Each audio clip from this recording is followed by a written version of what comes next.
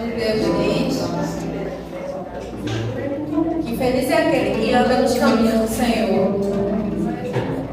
E se aquele que anda nos caminhos do Senhor, né, a Bíblia trata como bem-aventurado, ele é como árvore plantada junto a ribeiros de águas, que no seu devido tempo dá o fruto. É uma árvore sempre bem regada, regada pelo Senhor. Que dirá uma nação? A gente está na semana da independência, né?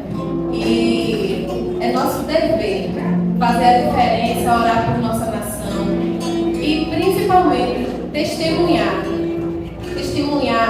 o que Deus fez em nossas vidas, para que o mundo saiba, né? Para que a luz do Senhor brilhe sobre as trevas. Vamos ficar de pé e vamos louvar o nome de Deus, declarando que feliz é o homem que anda nos caminhos do Senhor e feliz é a nação cujo Deus assim.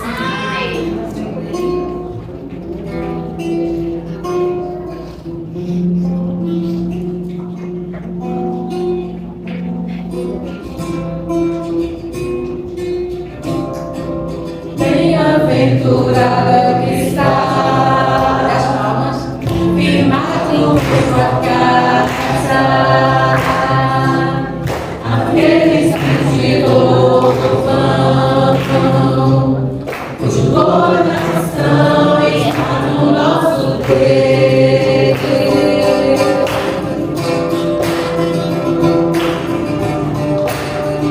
Vamos dar louvor ao Senhor nessa manhã. Corações gratos, que quer ter nossas vidas, trabalhar nele, a confiança, a mudança do local. Bem-aventurado está, firmado em sua casa, aqueles que te louvam.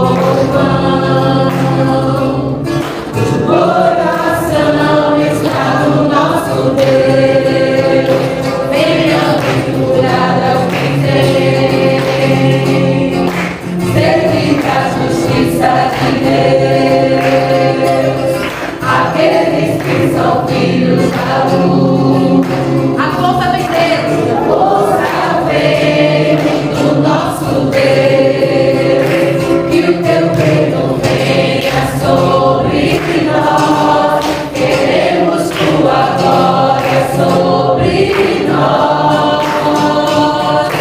Oh, glória a Deus, nossa oração altíssimo. Sabe essa nação, é o clamor da igreja que te adora. Ouve, ó Deus, nossa oração altíssimo. Sabe essa nação, é o clamor da igreja que te adora.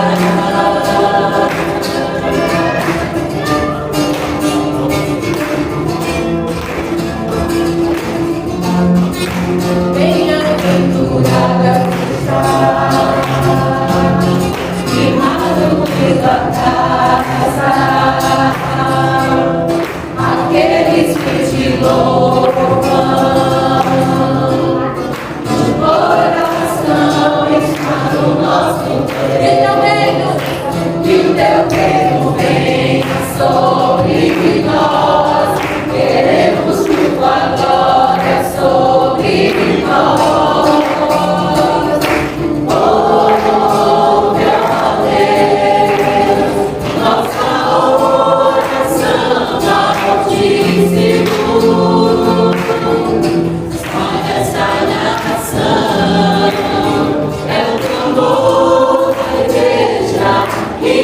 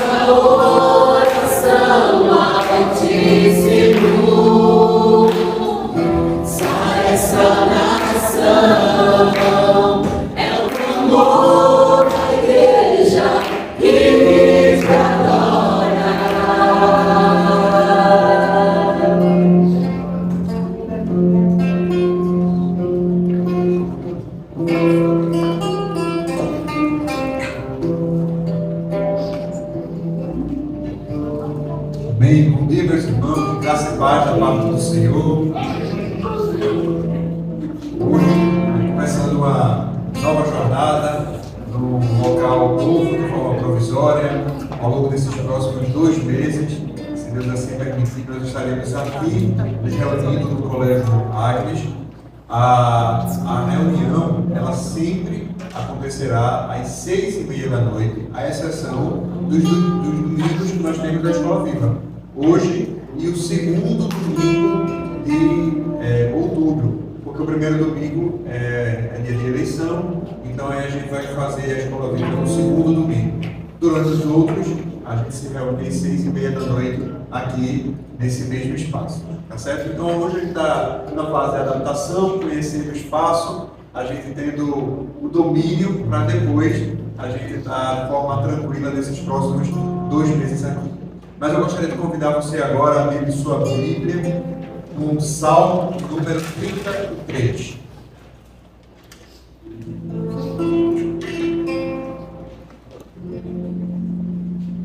Salmo de número 33.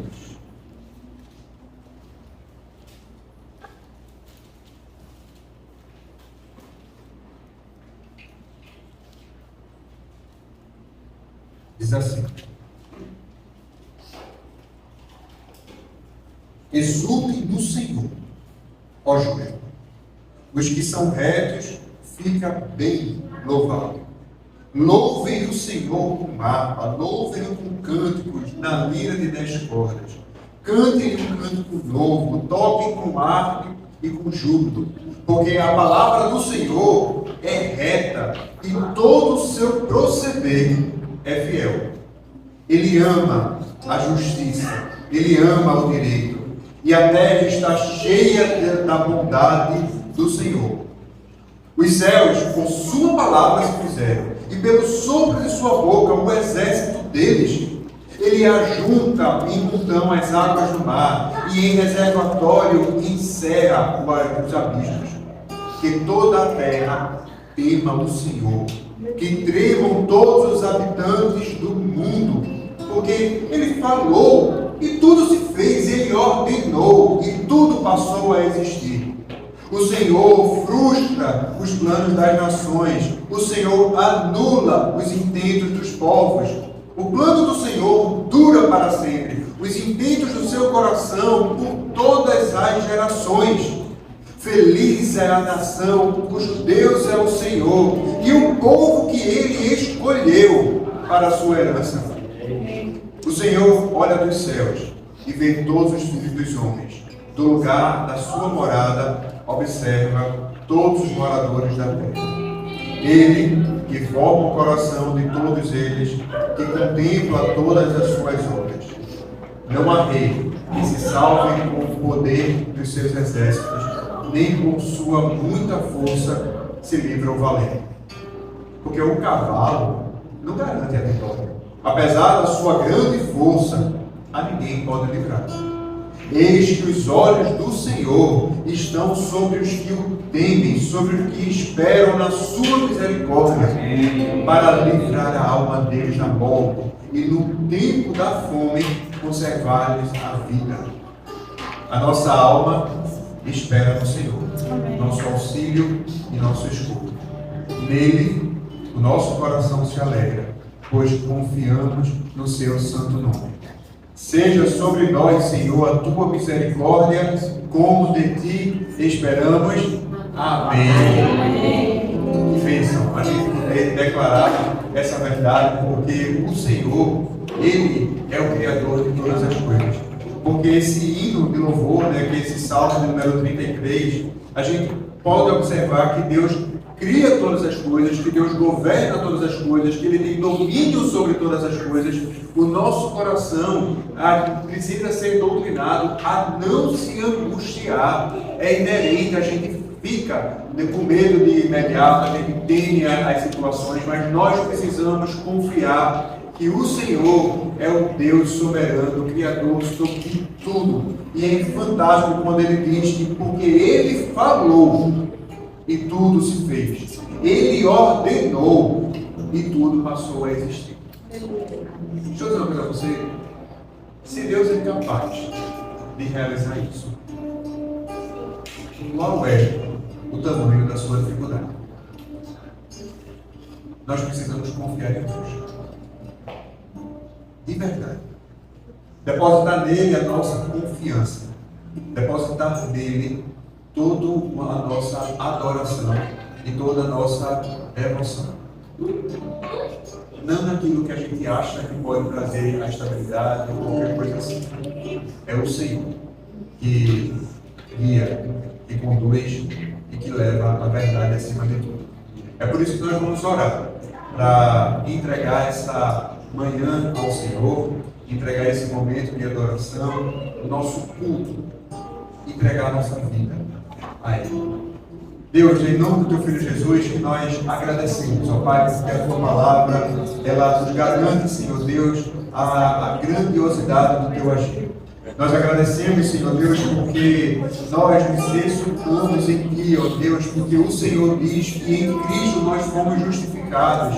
E a Tua palavra está dizendo que os justos, eles devem se exultar no Senhor, ó Pai. Nós agradecemos, Senhor Deus, porque a Tua palavra, Deus, é reta. Porque a Tua palavra, Senhor Deus, é que procede, Senhor Deus, todas as coisas aqui na terra. Porque o Senhor é quem cria, o Senhor é quem governa, o Senhor é quem determina. E nós, Senhor Deus, precisamos confiar em Ti. Independente, Senhor Deus, da situação, independente de qualquer diagnóstico, independente de qualquer expectativa, Deus, é a Tua vontade que é soberana ao final de tudo. E é por isso, Senhor Deus, que nós nos colocamos diante de Ti, Senhor Deus, para que nós possamos entender, Senhor Deus, que o Senhor é um Deus grande, é um Deus poderoso, é um Deus, ó Pai, que governa todas as coisas, que governa também o nosso coração, ó Deus, porque o plano do Senhor dura para todo sempre. E nós nos alegramos, Senhor Deus, porque em Cristo nós fazemos parte desse plano. Em Cristo nós estamos aliançados, Senhor Deus, contigo, a fim, Senhor Deus, de termos condições de realizar agora um ajuntamento, um culto, Senhor Deus, onde a Tua presença ela é glorificada em nosso meio, onde nós prestamos toda a honra e glória ao Teu nome, ó Deus. Que o Senhor possa receber o nosso louvor, que o Senhor possa receber a nossa adoração e que o Senhor também fale conosco, Senhor Deus, ao longo desta manhã. Também, Senhor Deus, ainda na Tua presença, nós pedimos perdão pelos nossos pecados, ó Deus. É impossível nos achegarmos a Ti, Senhor Deus, sem antes passar pelo processo de arrependimento. Sem, Senhor Deus, reconhecer os nossos erros, Senhor Deus, e rejeitá-los na pessoa de Cristo. Nos perdoa, Senhor Deus, por todas as vezes que nós fomos levados, Senhor Deus, por impulsos, por todas as vezes que nós fomos levados pelos sentimentos, emoções, ou planejado. Deus, nós não podemos viver dessa forma. Enquanto, Senhor Deus, nós não entendermos a danosidade do pecado, nós estaremos relativizando o sacrifício de Cristo, Senhor Deus, naquela cruz. Fica conosco. É o que eu oro, eu peço, em nome do Teu Filho Jesus. Amém. Amém. Vamos louvar o Senhor, declarando que Ele realmente é bom, que a nossa confiança reside nele.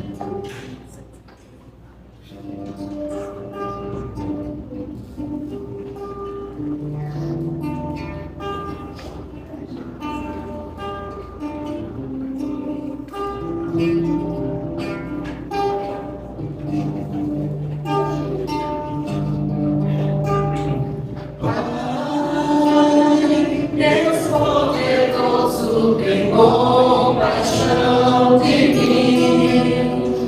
Preciso da Tua graça abundante aqui. Leva o meu coração e salva-me de mim. Faz-me bem-aventurado em Ti. Pai, Deus de justiça, misericórdia, amor, confesso que me afastei, me esqueci de Ti. Eu não sou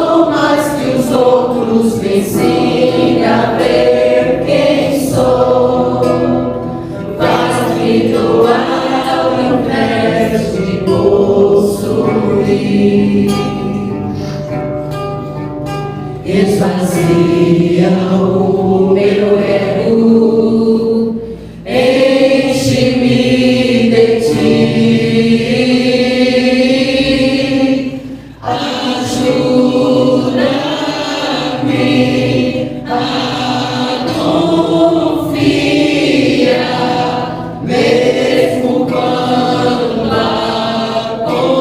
confiança me falta. Ajuda-me a enxergar, mesmo quando meu olhar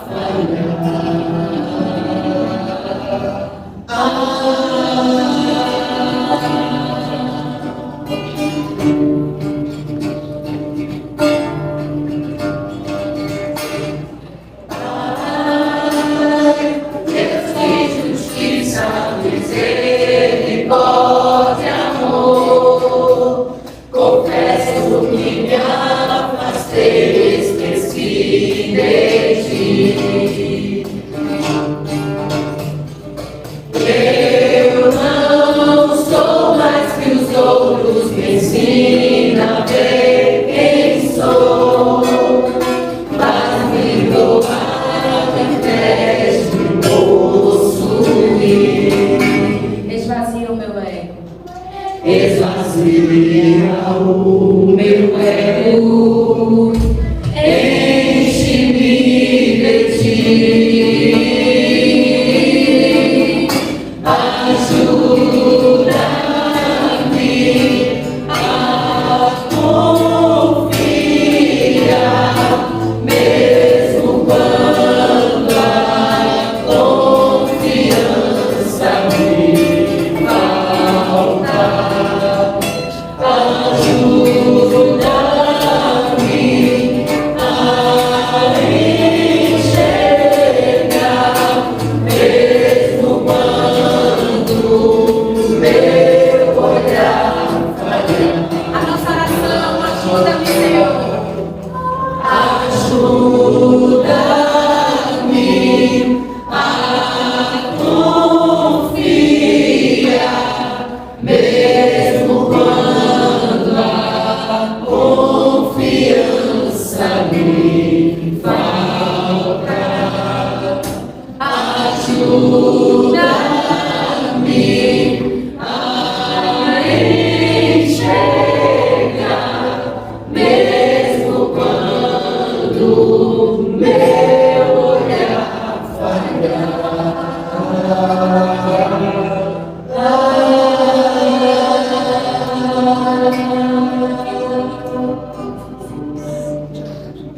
E quando a gente pede ao Senhor que Ele renove nossas vidas, que Ele trabalhe em nossas vidas, tire tudo aquilo que não agrada, a gente vai passando por um processo de santificação.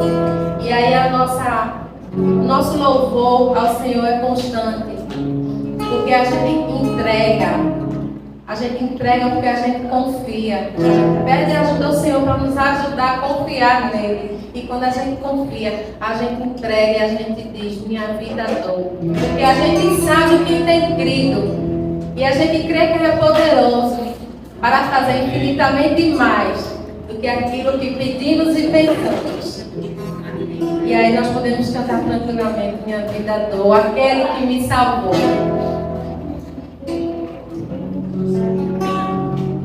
Vem comigo aqui. 1, 2, 3 e... Minha vida dou, aquele que me salvou. Minha vida dou ao meu amigo fiel. Minha vida dou, aquele que me estendeu a mão. Mais uma vez. Minha vida dou, aquele que me salvou. Minha vida dou ao meu amigo fiel. Minha vida dou àquele que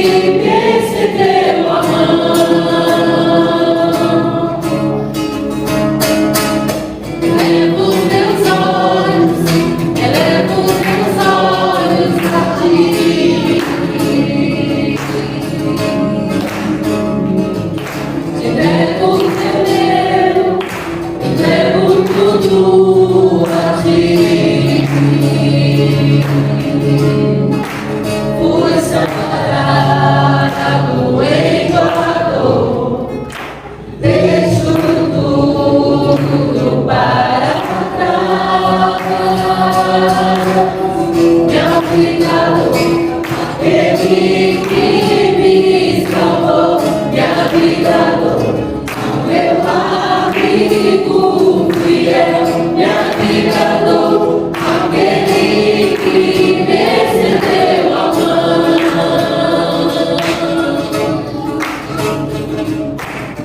meu cuidador, aquele que me salvou, meu cuidador, ao meu amigo fiel, meu cuidador, aquele que me estendeu a mão. Deus comprar, me move em mim, atraído para ti, sou somente Deus, onde sempre verdadeira, Deus soprar, me move em mim, atraído para ti, sou somente Deus, onde sempre verdadeira, minha cuidador, aquele que me salvou, minha cuidador, ao meu amigo fiel, minha cuidador, aquele que me estendeu a mão,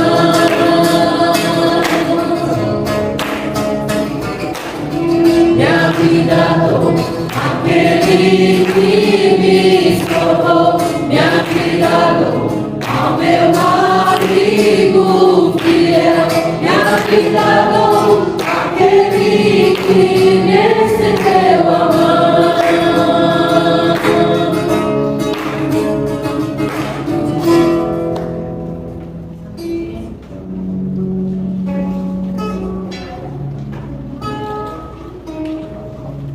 Amém, irmão? Pode sentar. Não vou demorar mesmo. Quando eu digo isso, minha mulher está me ensinando. Queridos, bom dia, Deus seja louvado. Esse momento nós vamos tratar de algo tão importante para o nosso trabalho, para a vida da igreja, que é a nossa participação com Deus e oferta. E veja como Deus é bondoso. Olha só o que ele fala lá em Malaquias. Se você tiver com a Bíblia aí, eu faço questão de você abrir. Malaquias é o último livro do Velho Testamento, fica mais fácil, né? Malaquias 3. Malaquias 3. Queridos, aqui, enquanto você vai abrindo, pode procurar Malaquias 3:10, quando você achar que vai. Queridos, a gente acabou de cantar coisa aqui maravilhosa. A gente disse, agora há pouco, eu, você, nós todos dissemos, ajuda-me a confiar, mesmo quando, você lembra? A confiança me faltava. Nós acabamos de dizer, Senhor, me ajuda a enxergar, mesmo que eu não consiga ver. Nós acabamos de dizer isso. Eu não sei você, mas eu estou mais animado do que pico no lixo com essa mudança. Sabe, porque Neemias foi chamado por Deus, foi motivado por Deus, Neemias no Velho Testamento, um mordomo do rei, foi desafiado por Deus para construir a muralha de Jerusalém. Ele não tinha praticamente nada, mas ele, na mão de Deus, reconstruiu uma muralha. Apesar de que tinha um exército contra ele, apesar de ser assediado de todos os problemas que tinha, mas a muralha foi construída. Não foi porque foi Neemias, foi porque foi Deus que foi aberto. E nós estamos nesse processo. E aqui, todos acharam? Muito bem. Vejam só. Malaquias 3:10. Tragam todos os dízimos à casa do templo, à casa do tesouro, para que haja mantimento na minha casa. Ponham-me à prova nisto, diz o Senhor dos Exércitos, se eu não lhes abrir janelas do céu e não derramar sobre vocês bênçãos sem medidas. É o que está escrito. Esse povo que é fiel, esse povo que tem, assim, essa possibilidade de ser chamado filho meu, esse é o povo que aquele Deus convoca e chama. Portanto, você é desafiado a contribuir, a participar dessa empreitada que nós temos. Você pode fazer através dos dízimos e ofertas, você pode trazer apenas os meios de transferência eletrônica que nós temos, tanto o Pix quanto o PicPay. Temos também a possibilidade de você trazer em espécie, como a gente não trouxe da solicitação de procura, tá? Mas não deixe de participar. Nós temos um desafio enorme. O desafio para essa nova reforma, nessa nova construção que nós estamos fazendo, de 15 mil reais. E o desafio de chegar nesses 15 mil reais é que nós temos tempo. Não é para o final do ano, é para agora. Por isso a gente pensou que a melhor estratégia seria que cada família pudesse contribuir com 300 reais. Isso sem falar no dízimo de oferta. É uma contribuição, cada membro, estamos falando dos membros da igreja, tá certo? Cada membro da igreja pudesse contribuir com 300 reais. Eu sei que é um sacrifício, mas a gente, por confiar em Deus, a gente vai ter muita dificuldade de entender a ação de Deus na nossa vida. Confiar em Deus muitas vezes é não entender a confiança, é entender essa confiança. Esse é o desafio que a gente chama você a participar, a ser um daqueles que vai fazer essa obra, porque o local já está pronto. Queridos, em frente do lugar, eu ontem estava lá e estava só olhando, meu Deus do céu. Tem um prédio com 35 andares. Sabe quantas pessoas moram lá? Mais de 100. Se metade daquelas pessoas fossem impactadas pelo Evangelho, pela nossa comunicação, ou relação, já não cabe mais lá na igreja. Então, a gente tem muito a fazer. E Deus está dando essa oportunidade de ser bênção naquele lugar. Né? Então, eu queria que você está no coração, ore. Senhor, eu quero contribuir. Eu posso, eu vou fazer isso por você, enfim. Fico entre você e Deus. A questão de você e Deus. Esse é o primeiro momento que eu queria falar. O outro momento é que nós estamos aí há alguns dias da 7 de setembro. Alguém lembra o que é esse? Da 10ª. Bom dia, até o pessoal acordou. 7 de setembro. Alguns anos atrás, nesse colégio, eu já estive aqui, eu estudei aqui. No dia 7 de setembro, todos os alunos iam ali para frente de uma bandeira, achavam essa bandeira que cantava em nacional. Algumas igrejas faziam isso e ainda fazem isso. Nós hoje, por a nossa correria, não conseguimos fazer tudo isso, mas agora, nesse momento, nós queremos orar por essa nação. E tem que você ficar assim em pé, para que nós orássemos juntos por essa nação, pelas eleições, porque Deus vai fazer, porque não adianta o que você acha que pode fazer. Deus é que vai estar na nossa frente. Nós somos instrumentos dele. Podemos sim, o nosso voto, a nossa determinação, votar e votar nas pessoas certas, aprender, saber escolher as pessoas certas, e Deus vai agir no meio do nosso povo. E que você orasse também. Feche seus olhos. Ore. Em seguida eu vou dar um minuto que você ora e depois eu vou orar.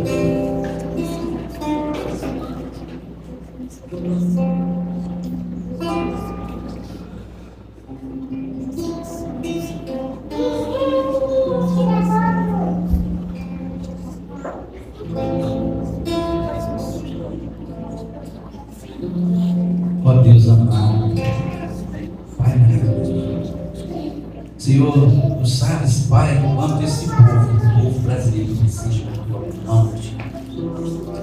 Muito, muito mais do que político, Senhor, esse povo precisa da tua misericórdia.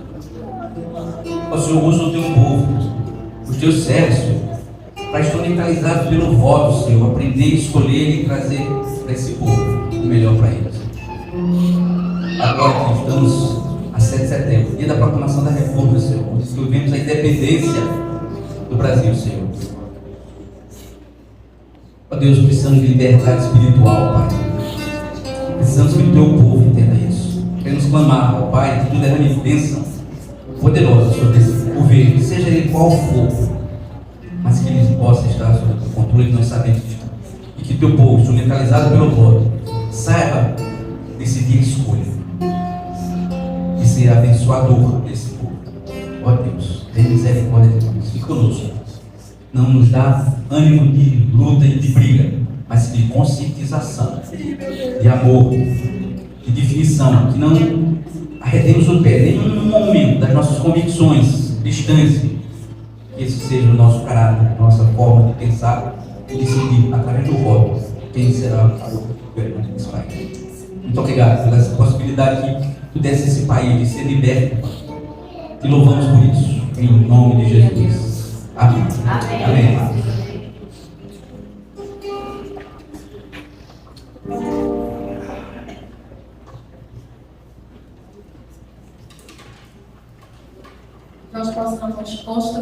nossa vida do Senhor. Que Ele seja o nosso fundamento. Porque Ele é santo, é incomparável, é inigualável. E que o Senhor abra os nossos olhos para que possamos enxergar isso e confiar plenamente no seu poder.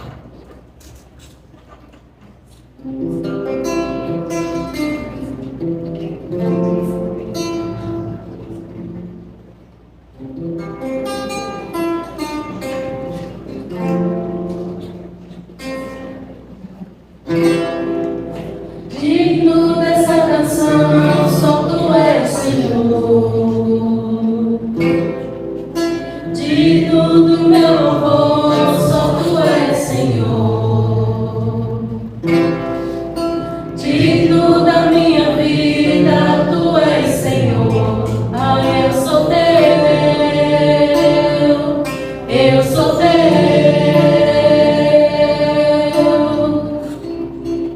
Nome que é sobre todos é o teu Jesus. Fonte da salvação, só tu és, Jesus. Digno da minha vida, tu és, Jesus. Oh, eu sou teu, oh, eu sou teu. Santo, és incomparável, és inigualável. Abre os meus olhos, Senhor, mostra quem tu és e enche o meu coração. Amor que faz mudar o mundo.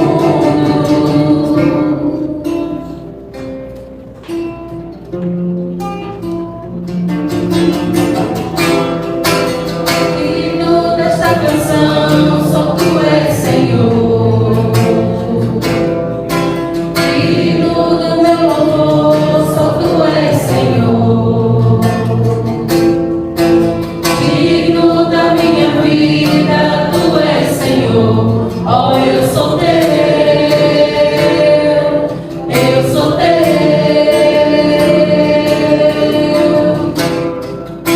Nome sobre todos é o teu Jesus. Fonte da salvação, só tu és, Jesus. Digno da minha vida, tu és, Jesus. Oh, eu sou teu, eu sou teu. Santo, és incomparável, és inigualável. Abre os meus olhos, Senhor, mostra quem tu és e enche o meu coração. Amor que faz mudar o mundo. Santo, és incomparável, és inigualável. Abre os meus olhos, Senhor, mostra quem tu és e enche o meu coração. Amor que faz mudar o mundo.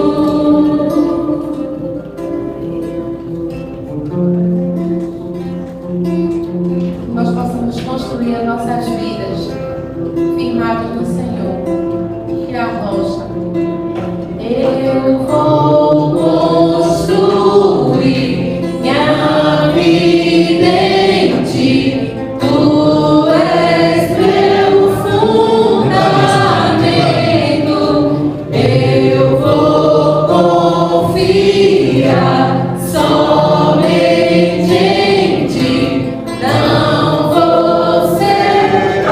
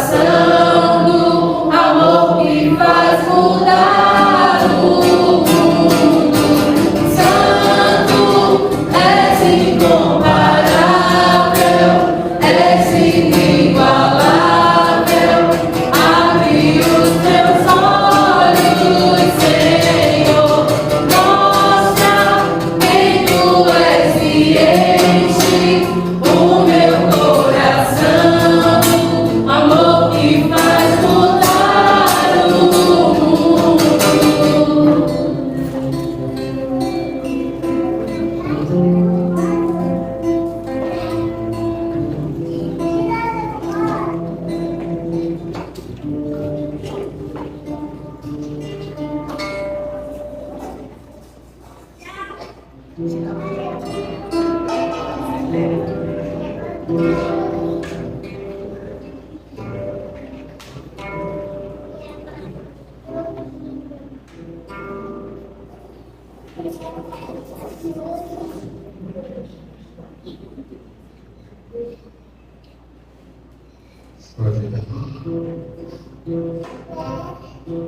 eu falar uma coisa para você.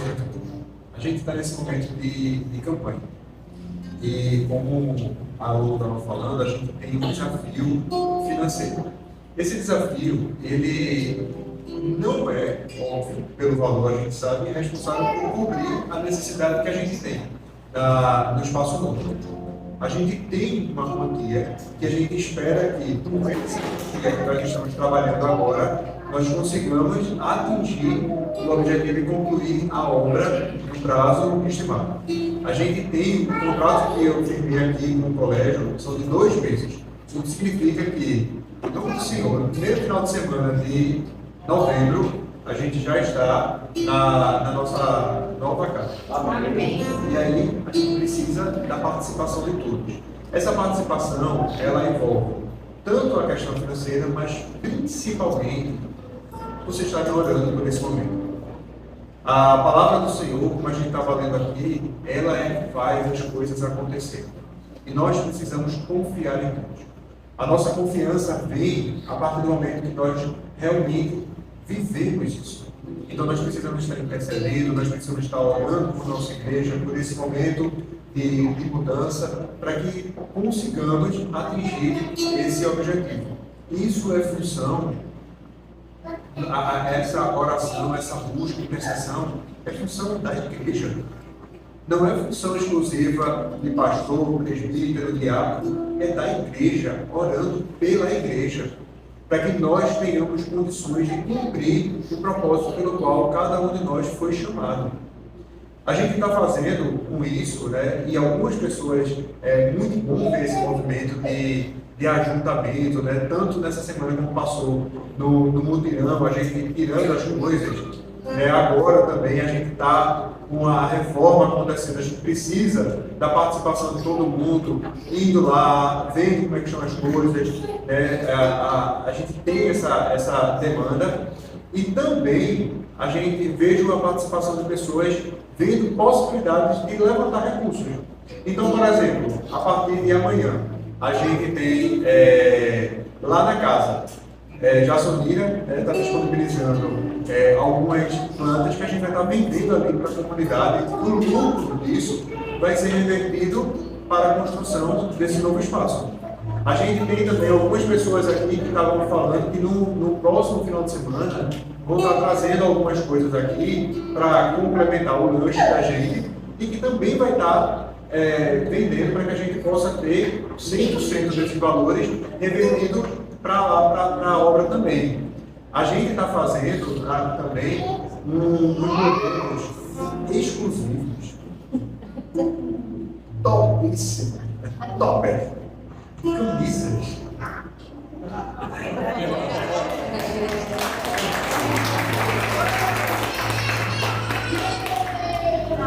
Olha estas camisas.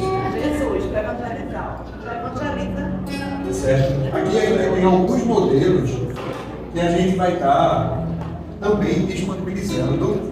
Aí o que a gente vai fazer? A gente primeiro vai encomendar a quantidade de pedidos que a gente vai estar fazendo, né? Porque a gente precisa do dinheiro, a gente vai dar a quantidade certa, o tamanho certo, os modelos e tal.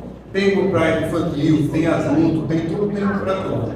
E aqui a gente tem esses modelos para a gente estar também fazendo a encomenda, e aí a gente vai estar passando as informações de valor, você vai colocar o nome, o tamanho, enfim, para também todo esse valor ele é revertido lá para a obra. E todo mundo tem essa possibilidade de ajudar. Isso que a Dani estava falando agora, que a gente estava discutindo no conselho, Marcelo trouxe essa ideia que foi muito interessante, onde cada membro, cada pessoa, ela pode levantar um imposto de R$300, que é para poder ajudar na construção. Aí você vai dizer assim, isso é oferta, não é para descontar de dízimo. Aí você pode estar dizendo assim, mas 30 reais para mim fica caro. Ok, mas você tem uma coisa chamada boca para pedir. E a gente vê, por exemplo, Samara, né, virou a pedir do WhatsApp. Ela está pedindo para todo mundo lá, e aí manda, né, as pessoas estão fazendo transferência e ela manda. Então, pastor, eu consegui esse valor aqui. A gente pode pedir 300 reais, é mínimo. Se você não tem condições de trazer os 300 reais de oferta, você tem condições de pedir para pessoas que, colaborando com o montante que for, a gente consegue cobrir esses custos. Então, são meios para que a gente possa estar, além das despesas ordinárias da nossa igreja, a gente está dedicando quantias para a reforma. A gente conta com o apoio e colaboração da igreja, porque nesse momento a gente está junto. Amém? Amém. Deixa eu agora.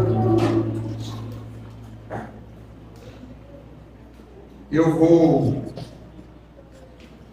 orar pela vida das crianças, que elas seguirão agora com tia Freire e tio Tirei para ter um momento apropriado para vamos orar pelas nossas crianças, pelos dízimos, ofertas, pela fidelidade de todos. Deus, em nome do Teu Filho Jesus, que nós agradecemos, ó Pai, por esse momento, esse ajuntamento, essa oportunidade, Senhor Deus, de vivermos, falarmos e compartilharmos a Tua palavra, Senhor Deus.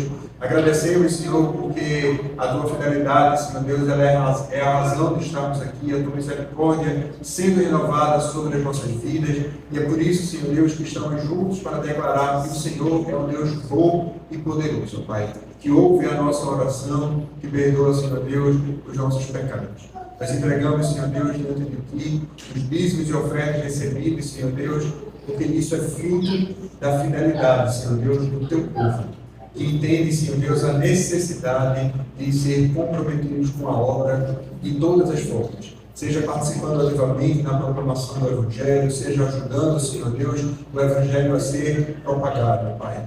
Nós agradecemos porque isso é fruto, é agir de Deus, Senhor Deus, em nossas vidas.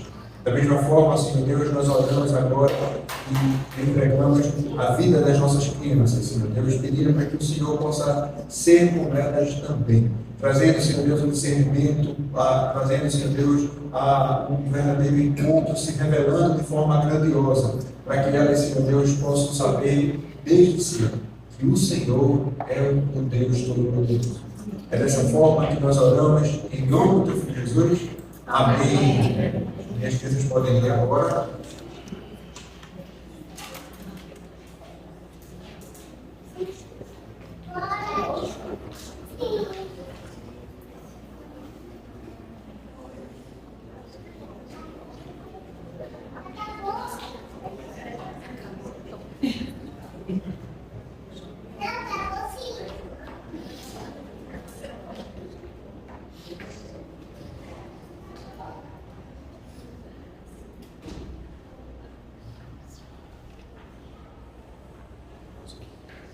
Vamos lá.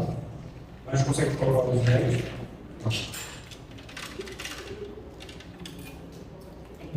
Vamos começar agora. Eu vou tentar na segunda da chave, mas é uma aula de história, para a gente poder começar a entender o momento que nós estamos vivendo. E tudo começou no dia 22 de janeiro de 1808. Quando a família real portuguesa, ela chega aqui no Brasil, e ela chega aqui porque ela estava fugindo da guerra que estava sendo instaurada lá na Europa, quando Napoleão Bonaparte ele estava dominando as nações. E para fugir disso e manter a independência do reino português, Dom João, ele veio para o Brasil com toda a sua família, fugir dessa situação, porque aí ele conseguiria manter a independência de Portugal. Só que a transferência da família portuguesa para cá para o Brasil, ela gerou uma série de significativas mudanças, tanto na estrutura do país, bem como na cidade do Rio de Janeiro, que foi quando que se tornou ali a capital do Reino de Portugal. Consequentemente, houve melhoramentos na cidade, levantamento de prédios públicos, a fundação de uma série de instituições, dentre as quais o Banco do Brasil. Teve também melhoras com relação à arte, ao comércio, uma vez que agora o reino de Portugal estava no Brasil. Só que em 1815, com o fim das guerras napoleônicas, o Brasil ele foi elevado à condição agora de Reino Unido de Portugal e de Algarves. Ou seja, o Brasil não era mais colônia de Portugal. Aí você pode perguntar, foi por amor à nação brasileira, pelas terras tupiniquins? Não. Porque estava acontecendo na Europa um congresso em Viena, onde os líderes europeus eles estavam reunidos, só que eles não conseguiam, eles não consideravam a autoridade de Dom João, porque ele estava em uma possessão ultramarina. E para isso, ele tornou o Brasil agora não uma colônia, mas fazendo parte efetiva do reino de Portugal. Só que em 1820, estoura lá em Portugal uma coisa chamada de Revolução Liberal do Porto. Foi um ato em que as pessoas estavam requerendo a volta do rei a Portugal. O que aconteceu no dia 26 de abril de 1821, quando Dom João ele volta para Portugal, mas ele deixa aqui no Brasil o seu filho, Dom Pedro I, como príncipe regente do Brasil. Só que a corte portuguesa ela exigia a revogação das medidas adotadas e o retorno do príncipe regente também lá para Portugal. Aí no dia 9 de janeiro, agora de 1822, o príncipe regente Dom Pedro I, ele anuncia que ele não voltaria para Lisboa. E ele traz o famoso discurso, como é normalmente em todos, felicidade geral da nação, estou pronto, digo ao povo, que fiquem, ficando conhecido como o dia do fico. Com o ato seguinte, ele demite todos os conselheiros portugueses, todos os ministros que faziam parte do conselho português, e ele ali agora coloca um conselho formado apenas por brasileiros. E em maio de 1822, os ministros brasileiros agora, eles instituem a lei do Cumpra-se, dizendo que todas as medidas que viessem de Portugal para o Brasil, elas só seriam realizadas depois do Cumpra-se de Dom Pedro I. Um mês depois, em junho de 1822, foi convocada a eleição para a formação da Assembleia Constituinte no Brasil. Ou seja, a gente está observando uma progressiva separação entre Brasil e Portugal. E a relação entre esses dois lugares, que fazia parte do Reino Unido de Portugal e Algarves, parecia irreconciliável. Então, chega no Brasil, no dia 28 de agosto de 1822, uma ordem para o retorno imediato de Dom Pedro I para Portugal. Quem recebe a ordem é a esposa de Dom Pedro I, Maria Leopoldina. E ela, entendendo, ela se convenceu da necessidade de rompimento entre Brasil e Portugal. Então, 5 dias depois, no dia 2 de setembro de 1822, ela convocou uma sessão extraordinária do Conselho para que ela ali assina a Declaração de Independência. Só que Dom Pedro I não estava presente. Dom Pedro I estava fazendo uma viagem a São Paulo. Então, ele manda uma comitiva se encontrar com Dom Pedro, levando todas as notícias que estavam acontecendo. E no dia 7 de setembro de 1822, essa comitiva, ela se encontra com Dom Pedro I, que estava às margens do Rio Ipiranga, onde ali ele recebe todas essas notícias e a Declaração de Independência. Detalhe que é registrado pela história é que naquele momento Dom Pedro ele estava com problemas intestinais. Mas, ali, uma vez que ele recebe essa Declaração de Independência, ele ratifica aquele ato. E às margens do Rio Ipiranga, ele declara a independência do Brasil. Na verdade, ele declarou o início do processo de independência. E é por isso que agora nós estamos comemorando os 200 anos desse início. Porque o 7 de setembro, ele não culminou com a independência do Brasil imediatamente. Foi um processo longo. Até porque várias regiões daqui do Brasil, elas começaram a se levantar em oposição à independência. Dentre essas regiões, o Pará, a Maranhão, a Bahia e a Cisplatina, que é a atual Uruguai. Foram essas regiões que estavam contra o movimento levantado por Dom Pedro I. E agora, Logo depois, no dia 12 de outubro de 1822, ele é aclamado imperador do Brasil, e no dia 1º de dezembro de 1822, há a coroação dele como imperador do Brasil. E como consequência, nós tivemos o surgimento do Brasil enquanto uma nação independente. A gente tem o estabelecimento da monarquia nas Américas, mas também o endividamento do Brasil para pagar 2 milhões de libras para os portugueses a título de indenização por nossa independência. Existem marcos que eles são necessários na história, principalmente na história da humanidade, mas também dentro da nossa própria história. Existe uma série de processos que eles são complexos, mas que eles são determinantes. É engraçado porque talvez o que ainda hoje a gente sonha é com independência. A gente observa adolescentes que almejam chegar à maioridade, porque ali seriam agora donos de seu próprio nariz, independentes. Adultos que sonham com independência financeira, independência emocional. A gente deseja ser livre. A gente deseja não depender de ninguém. Todavia, liberdade demais pode estragar. Liberdade demais pode prejudicar. Liberdade demais pode sufocar. E existem pessoas que, a todo custo, elas têm uma necessidade de mostrar que elas são livres, que são independentes, mas acabam se tornando escravas dessa finalidade. A gente viu aqui na semana passada que o homem ele está perdido em sua liberdade quando o Senhor o entrega à impureza, às paixões vergonhosas e ao modo de pensar e reprobado. Isso está lá em Romanos, capítulo 1, versículos 24, 26 e 28. A pior coisa que pode acontecer para o homem é ele ser livre em Deus. É por isso que hoje nós começamos uma série chamada Independência e Morte. E hoje a gente precisa conversar sobre limites. E é por isso que eu vou pedir para você abrir sua Bíblia agora em Gênesis, capítulo 2, versículos de 7 a 17. Gênesis, capítulo 2, eles tranquilo se achar.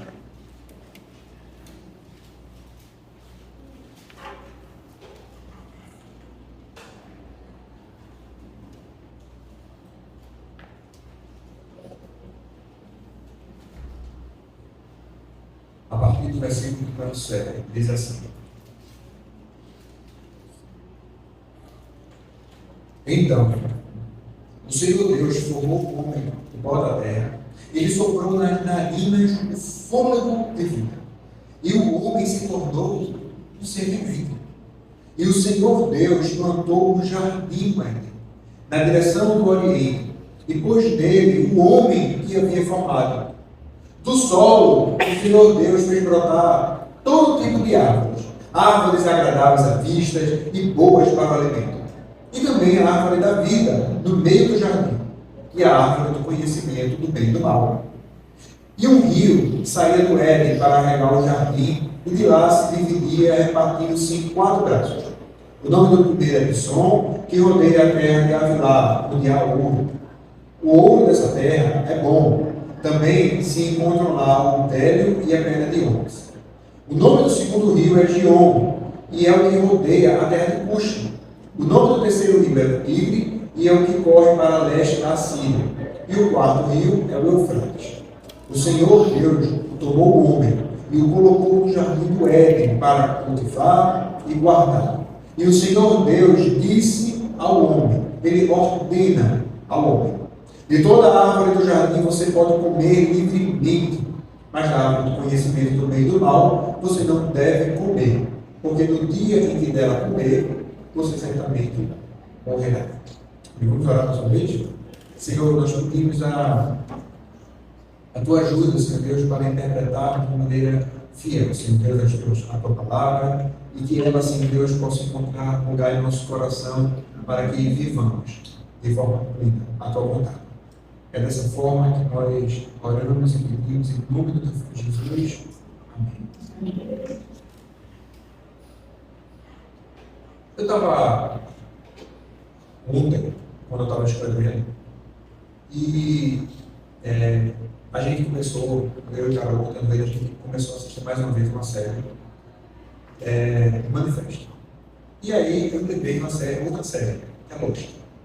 E em Lost tem uma questão que é uma fumaça, que ela aparece e ela vai perseguindo as pessoas. É uma série louca.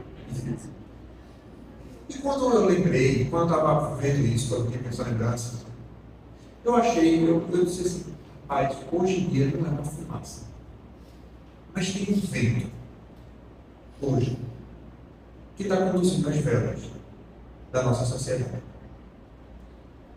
Esse vento, ele acaba determinando os valores, os ideais, o modo de pensar, o modo de vestir, como a pessoa, o que a pessoa deve desejar, como é que a pessoa deve se comportar. Esse vento, ele está presente tanto na sociedade, mas ele também começa a ventilar dentro da igreja, dentro da nossa família, na nossa vida. As Escrituras, em Romanos, capítulo 12, versículo 2, diz que nós devemos deixar que Deus nos transforme pela renovação da nossa vida.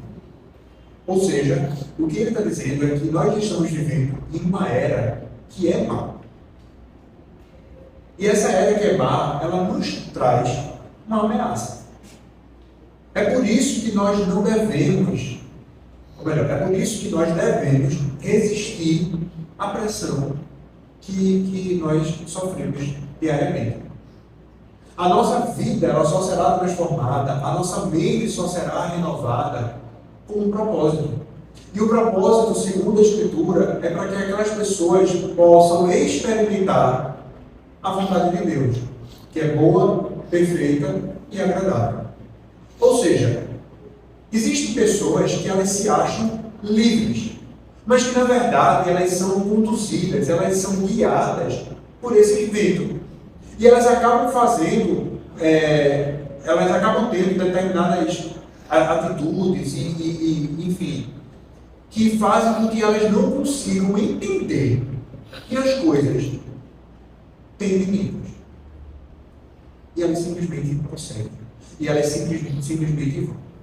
E elas perdem o senso, perdem o limite de até onde ela deve ir, o que ela deve fazer, como é que ela deve se comportar, o que é que ela deve ambicionar, sabe, com o que é que eu vou dedicar o meu tempo.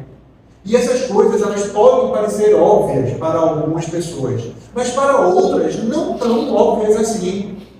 E isso acaba mostrando, e é um dos motivos do porquê a nossa sociedade ela está passando, ela tem sido prejudicada com esse tipo de atitude.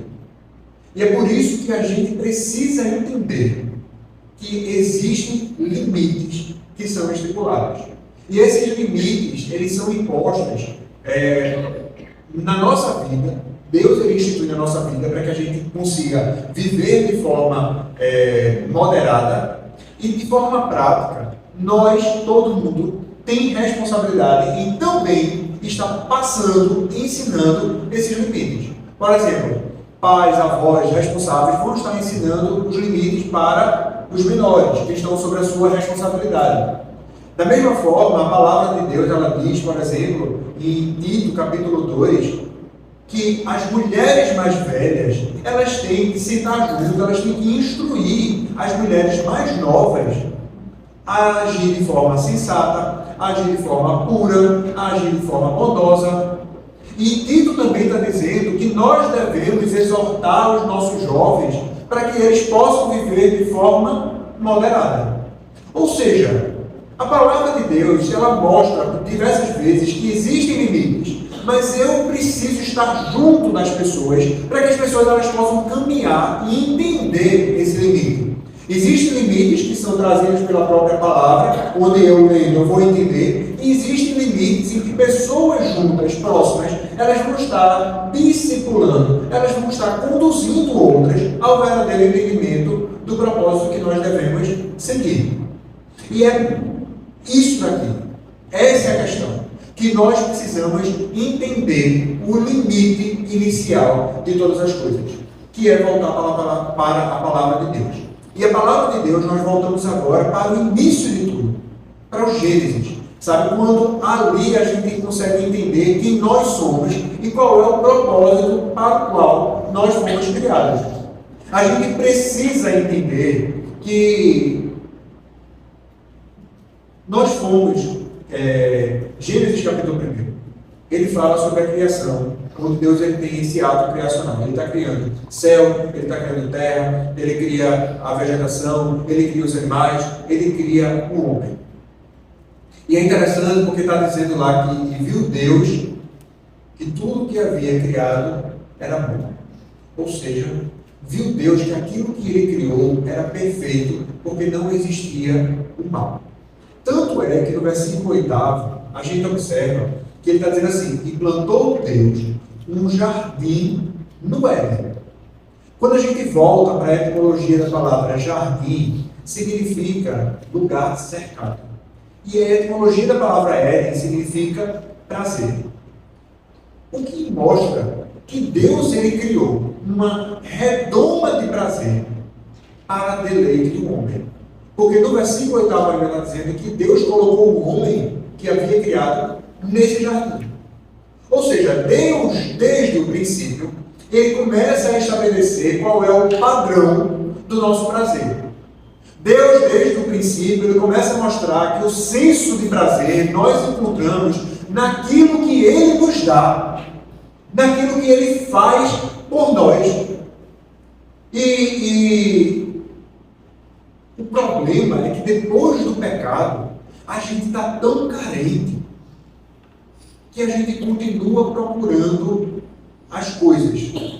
A gente ainda continua procurando prazer em outras pessoas. E não naquilo que Deus ele pode nos proporcionar. E aí a gente aí vai estar sempre querendo mais, a gente está precisando, a gente está não encontrando o verdadeiro senso de prazer no Senhor. Deus ele cria todas as coisas e quando ele cria o homem, ele cria de forma diferenciada. Porque ele sopra o fôlego de vida, né, para que o homem agora ele pudesse ser um ser vivente, diferente de toda a criação. Aí no verso 9, existe uma observação. Diz que Deus ele fez brotar todo tipo de árvore no jardim.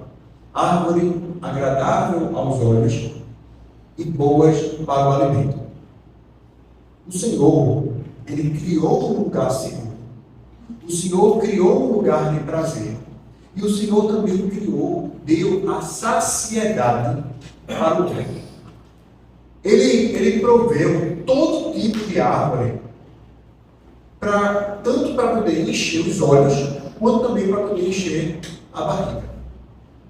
Todos os detalhes da vida do homem, eles estavam ali estabelecidos pelo Senhor. E eu não sei se você consegue perceber, a gente vê, por exemplo, Deus chamando o homem e ele dá nome para todos os animais. A gente vê agora Deus chamando o homem, dizendo assim: você agora vai cultivar e vai guardar esse jardim. E eu acho impressionante, porque o homem, ele não teve o trabalho de fazer nada daquilo. Deus simplesmente, ele faz e ele entrega o governo, ele entrega agora a autoridade. Ele sabe, imagine que Deus criou os animais, mas ele chamou o homem para dar nome à criação que ele fez.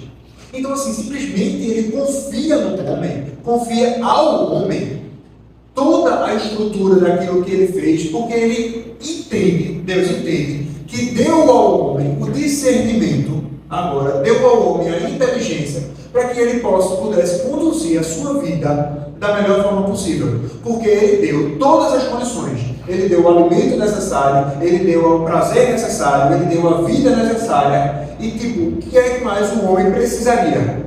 O que é mais que você agora vai estar ambicionando? Se eu estou dando para você tudo o que é necessário para você ter uma vida agora de prazer, tudo que é necessário para você ter uma vida agora de contentamento, de satisfação, e principalmente porque o homem agora estava mantendo um relacionamento direto com o próprio Deus. Só que aqui eu acho fantástico, porque a gente sempre, quando fala essa ordem de Deus, a gente sempre volta os nossos olhos para uma proibição. Ele não poderia comer do fruto do conhecimento do bem e do mal. E a gente volta tanto para essa proibição que a gente esquece toda a liberdade que o homem tinha.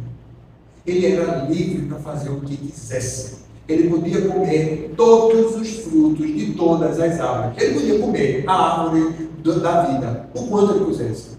De tudo ele podia fazer. A única coisa, o único limite estabelecido é que ele não poderia comer da árvore do conhecimento do bem e do mal. Mas a gente só volta os nossos olhos para a proibição e não para a liberdade que o homem ele tinha na presença de Deus, dada por Deus.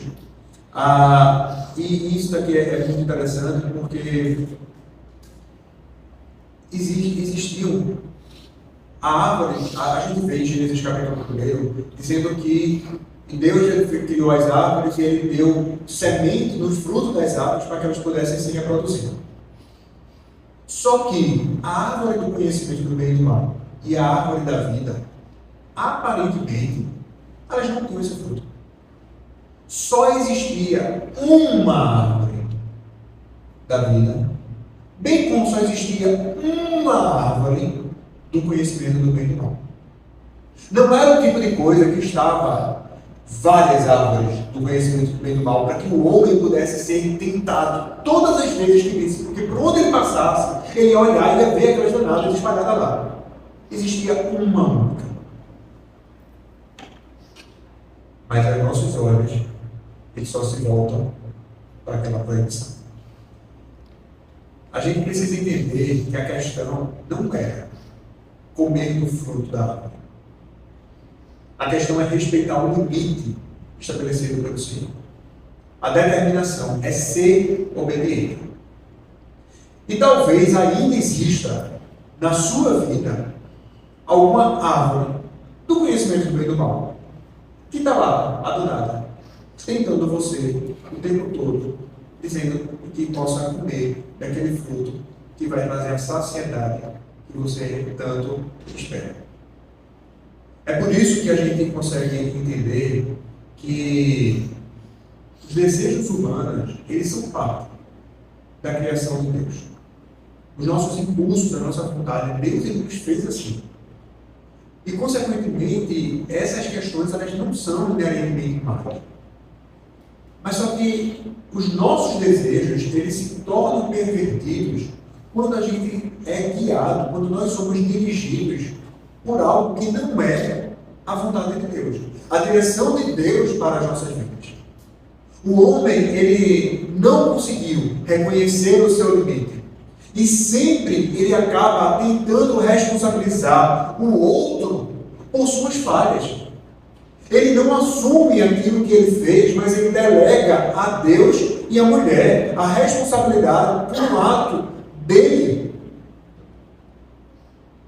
Deus, ele colocou no homem e ele nos deu, isso é algo que existe na humanidade, a capacidade de escolher, a capacidade de estabelecer escolhas. Nós temos o discernimento entre o bem e o mal, entre aquilo que eu devo fazer e aquilo que eu não devo fazer, ainda que isso não seja pecado. Tem até o reverendo Paulo Duarte que diz uma frase que diz assim, que os limites eles estão muito mais relacionados com o bom senso do que com o pecado. Então, meu irmão, sabe aquela foto que foi postada? Sabe aquele comentário que foi feito? Sabe aquela brincadeirinha que foi falada? Sabe aquela mensagem que foi mandada? Sabe aquela roupa que foi usada? Pode não ser pecado. Mas será que convém? E isso é a palavra de Deus que fala. 1 Coríntios, capítulo 10, versículo 23. Diz assim: todas as coisas são lícitas,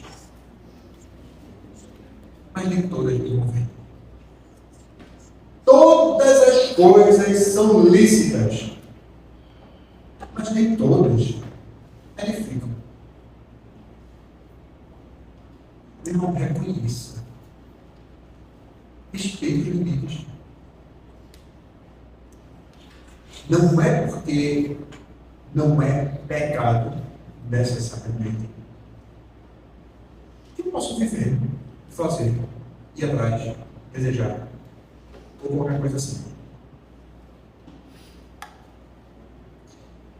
Eu, quando era mais novo, meu avô, ele tinha um clube em aldeia que a gente ia final de semana totalmente medicinal. E aí, e era muito engraçado, né? Porque falar da aldeia parecia que era uma viagem que a gente ia fazer. E aí a gente ia lá, totalmente piscina, em aldeia. Aí a gente passava o dia inteiro na água. Chegava no final da tarde, minha mãe mandava a gente sair para secar, né? Para poder ir embora. Qual é a criança que quer sair da piscina? Sim. Eu saía da piscina e a minha brincadeira era correr em torno da borda da piscina. Vai ficar. Né? E aí foi sem querer, querendo. Quantas vezes nós estamos correndo na borda da piscina? E inevitavelmente vamos cair na água. Às vezes é seguro. Às vezes é mais seguro a gente não andar na borda. Não andar no limite.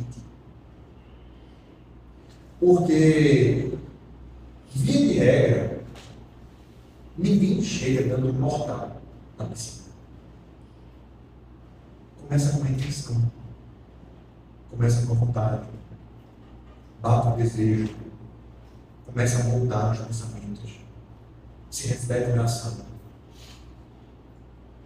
Nada é do nada. A gente precisa entender e discernir que há limites. E justamente por não entender, por não discernir esse limite, é que muitas vezes o evangelho ele tem perdido credibilidade porque as pessoas encontram em nós um jeito de viver que não deveria ser assim. Um jeito de lidar com as coisas que não deveria ser assim. Uma necessidade de ter que não deveria ser assim. Ambições que não deveriam ser assim. Comportamento que não deveria ser assim. E acaba encontrando premissas para falar mal, para maldizer Deus. Ezequiel, no capítulo 36, a partir do versículo 17, ele diz assim: Filho do homem, quando os da casa de Israel moravam na sua terra, eles a contaminaram com seus caminhos e com suas ações. Aos meus olhos, o caminho deles era como a impureza da menstruação. Por isso, derramei o meu furor sobre eles por causa do sangue que derramaram sobre a terra e por causa dos seus ídolos com que a contaminaram. Eu os dispersei entre as nações e foram espalhados por outras terras, segundo os seus caminhos, segundo as suas ações. Eu os castiguei. Ou seja, até aqui. Ou seja, o povo de Deus. Eu não estou falando do mundão, não. A gente está falando do povo de Deus. O povo que tinha relacionamento com Deus. O povo que proclamava, que servia, que seguia a Deus. Eles não viviam no padrão estabelecido por Deus. Eles contaminaram a terra com as suas ações, com os seus caminhos. Eles foram conduzidos, eles foram iludidos por seus desejos, por suas ambições, em um caminho completamente reprovável diante de Deus. Eles não respeitaram os limites. E a consequência disso, ainda aqui em Ezequiel 36, ele diz assim: quando esse povo que estava lá na terra, mas que foi espalhado por Deus, mediante um castigo por seus caminhos e suas ações, quando chegaram as nações para onde foram, profanaram o meu santo nome, pois ele se dizia: não é esse o povo do Senhor, mas eles tiveram de sair da terra deles. Mas eu tratarei de proteger o meu santo nome, que a casa de Israel profanou entre as nações para onde foi. A atitude do povo trazendo vergonha ao nome de Deus. O povo estava zombando de Deus. Você já pensou nisso? O povo de Deus vivendo como ímpio, como um escarnecedor de Deus. Meu irmão, a gente não pode banalizar o Evangelho. Muitos não querem respeitar os limites, mas querem ser abençoados. Agem como se tivesse direito de reivindicar qualquer coisa. A nossa salvação, ela está atrelada à morte de Cristo.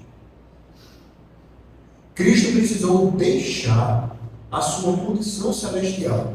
Ele precisou encarnar, ele precisou se humilhar, ele precisou se fazer de maldição.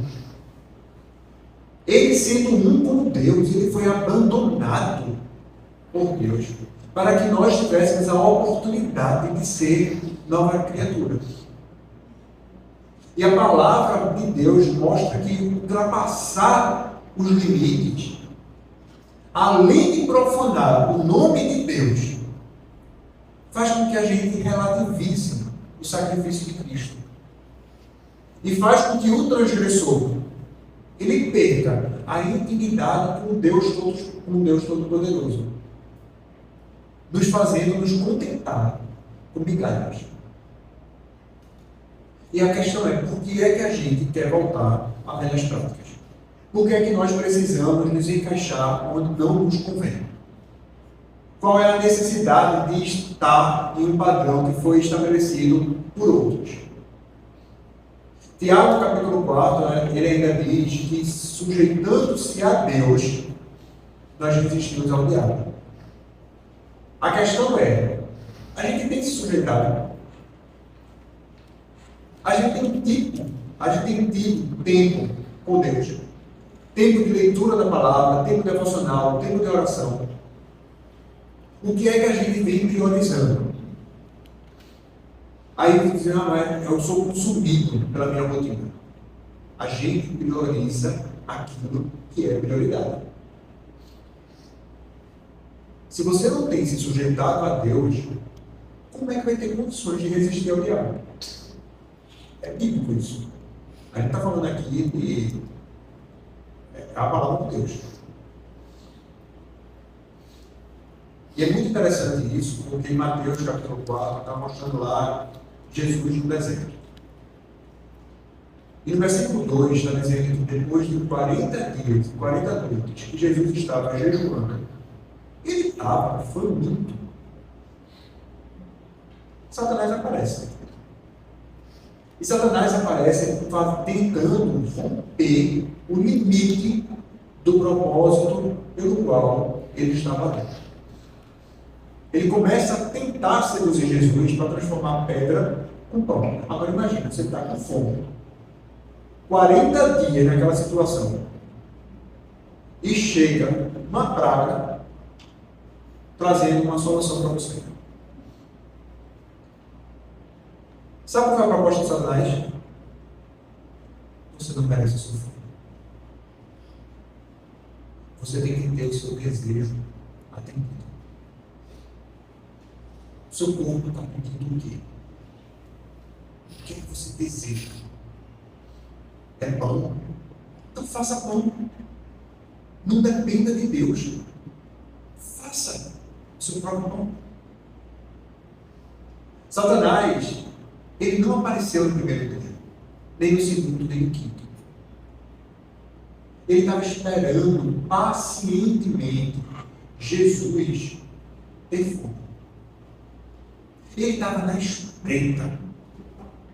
Ele estava esperando o momento certo de agir na aparente fraqueza do alvo. E ele tenta Jesus a ultrapassar a barreira da vontade, do propósito de Deus para a vida de Cristo. Porque o único pecado que Cristo cometesse, todo o plano de salvação estava arruinado, estava perdido. Jesus, ele é tentado com comida quando esteve com fome, ele é tentado sobre a sua identidade quando Satanás pergunta se ele é filho de Deus, ele é tentado quando Satanás oferece a ele todo o poder e toda a glória. E sabe o que é que Jesus fala para ele? Versículo 10 está dizendo que Jesus ordena Satanás para ir embora. Sujeitando-se a Deus, ele resiste ao diabo. E aí eu quero que você agora pare e pense e reflita. O que a palavra de Deus proíbe que façamos? O que é que a palavra de Deus proíbe que façamos? Que é bom para a gente. O que é que a palavra de Deus proíbe que façamos que seja bom para a gente? Nada. Ela proíbe aquilo que vai nos levar à morte, à separação de Deus. O problema é que a gente não quer respeitar os limites. A gente acha que dá para lutar sozinho. A gente se ilude com uma falsa sensação de liberdade, de ter o controle, de ter o domínio sobre as coisas. E aquele vento que sopra na sociedade, que eu estava comentando aqui, para longe do porto seguro, ele está levando essa embarcação para um grande rochedo. E mais cedo ou mais tarde, esse barco vai colidir e as pessoas que estão nele vão se perder.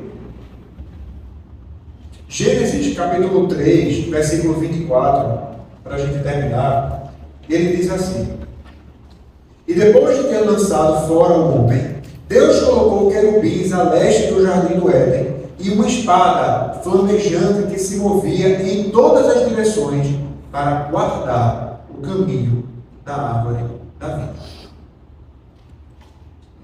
Sabe aquela árvore da vida que o homem podia comer livremente antes?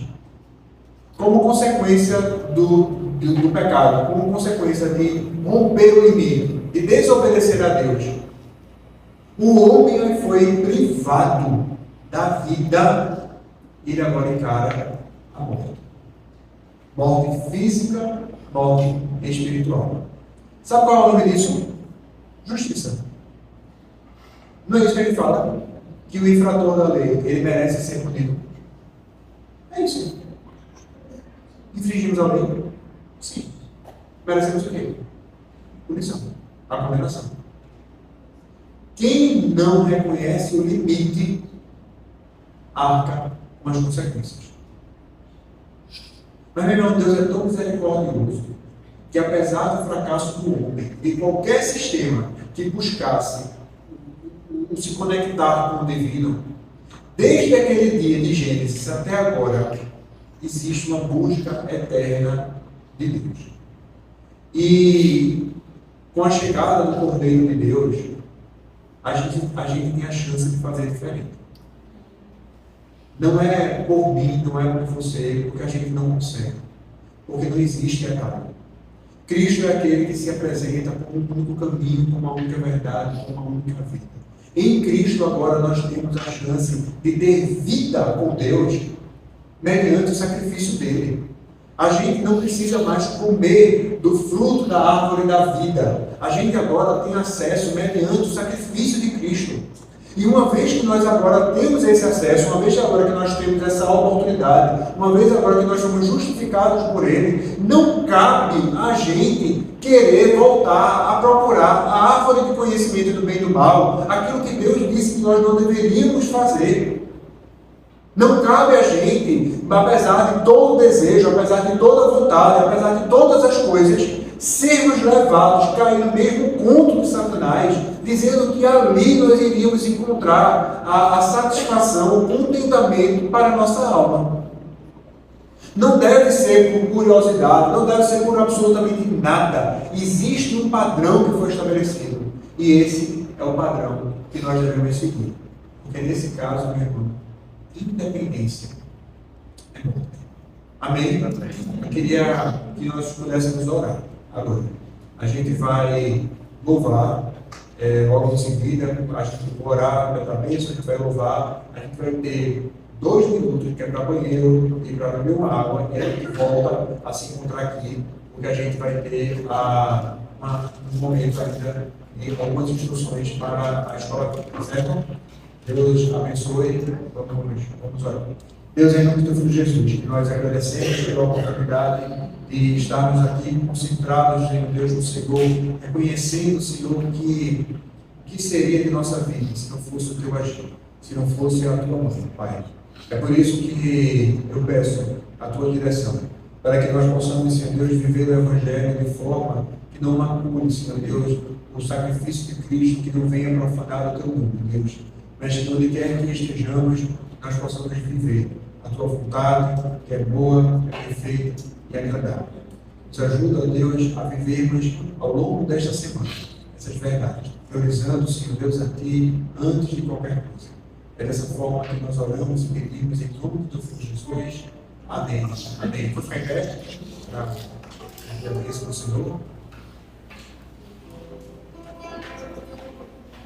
Que a graça do Senhor Jesus, o amor e a misericórdia do Deus, o eterno Pai, o consolo que há, o Deus Espírito Santo, repouse sobre todos nós, sobre a igreja do Senhor, todos os dias, até a sua volta.